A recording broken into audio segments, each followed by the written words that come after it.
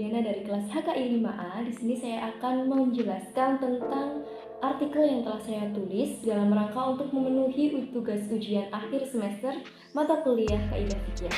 Jadi di sini saya menulis tentang penerapan Kaidah Fikih dalam Fatwa Majelis Tarjih dan Tajdid Muhammadiyah terkait dengan perceraian di luar sidang pengadilan.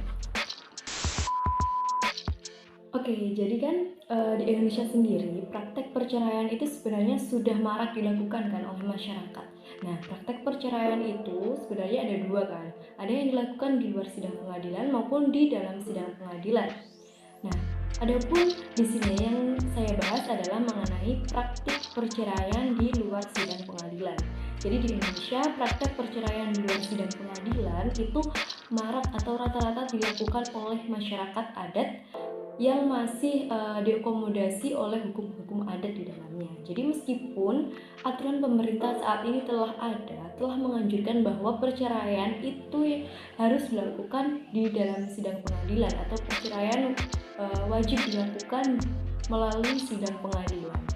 Nah, oleh karena itu, sebagai konsekuensi logis, hingga saat ini itu aturan hukum yang ada di Indonesia belum diterima secara utuh oleh masyarakat adat karena aturan hukum yang telah dibuat oleh pemerintah tidak lebih dari mendominasi terhadap struktur sosial atau seperangkat aturan yang telah ada di masyarakat adat itu sendiri.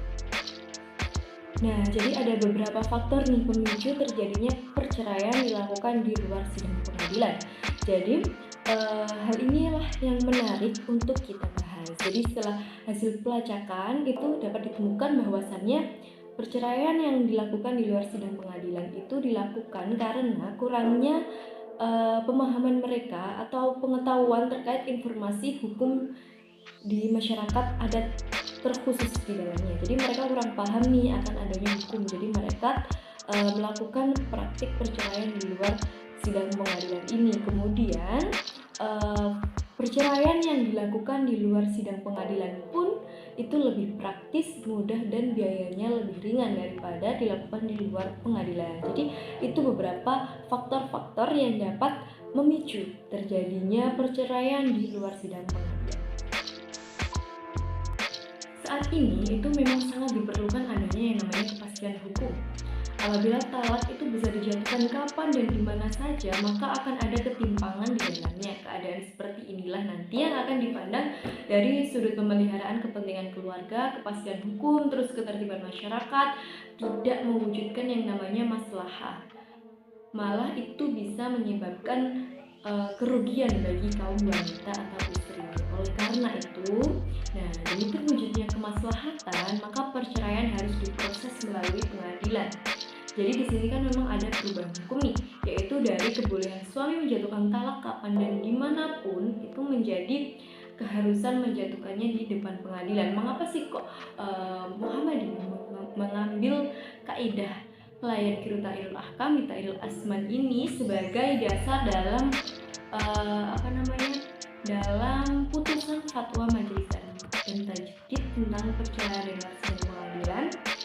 Oke, kita menilik tentang sejarah perceraian ke belakang dulu nih. Nah, pada masa Nabi Muhammad hingga Abu Bakar As-Siddiq itu pelaksanaan perceraian itu dititik beratkan pada yang namanya waktu. Jadi hal ini berarti apabila seorang suami yang mengatakan cerai 1, 2 maupun 3 pada waktu bersamaan tetap cerai tersebut masih menjadi cerai 1. Namun pada masa selanjutnya, yakni pada masa Khalifah Umar bin Khattab, perceraian itu dititik beratkan pada yang namanya perkataan.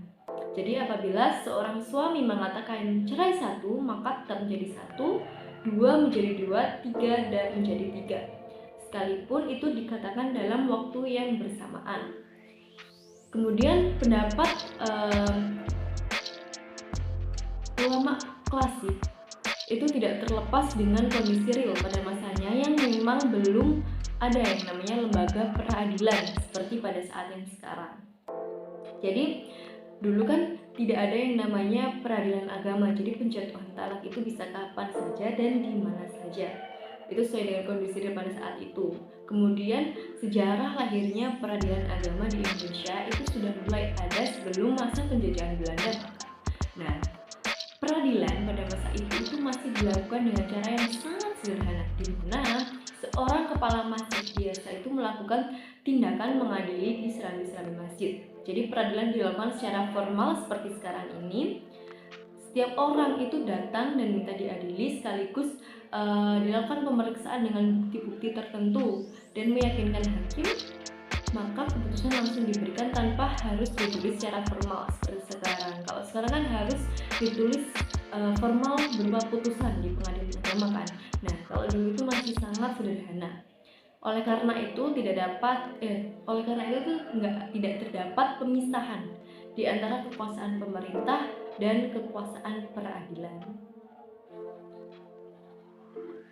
Kemudian selanjutnya yaitu pada masa penjajahan Belanda. Nah, pada masa ini nih, kerajaan-kerajaan Islam itu kan mulai muncul. Jadi memberlakukan hukum Islam dengan sistem peradilannya. Nah, satu demi satu itu jatuh ke tangan kolonialisme imperialisme Belanda, yang dengan membawa sistem peradilannya berusaha mendesak peradilan yang sudah berjalan itu untuk mengikuti mereka. Kemudian berlanjut itu pada masa penjajahan Belanda kan, kemudian berlanjut pada masa penjajahan Jepang. Itu tidak banyak membawa pengaruh sih. Pada masa Jepang itu tidak banyak membawa pengaruh, dimana pendudukan Jepang di Indonesia itu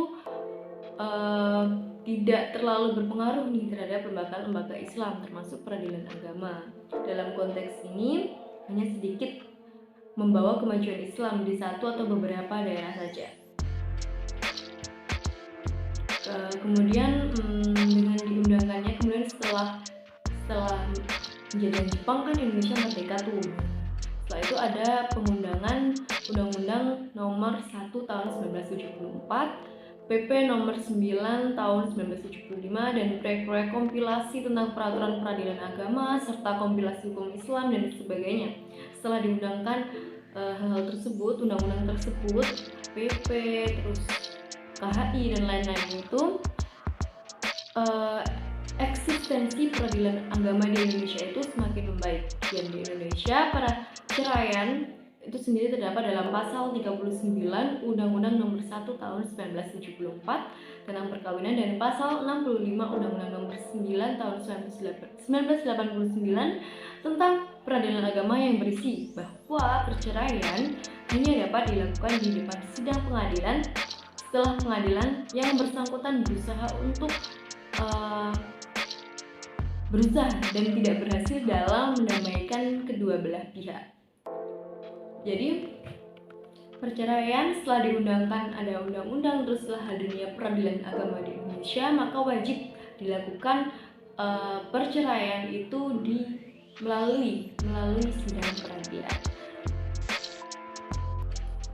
Oke, jadi kenapa sih kok Muhammadiyah itu mengambil kaidah tersebut sebagai acuan dalam pengambilan fatwa terkait dengan sidang perceraian di luar pengadilan?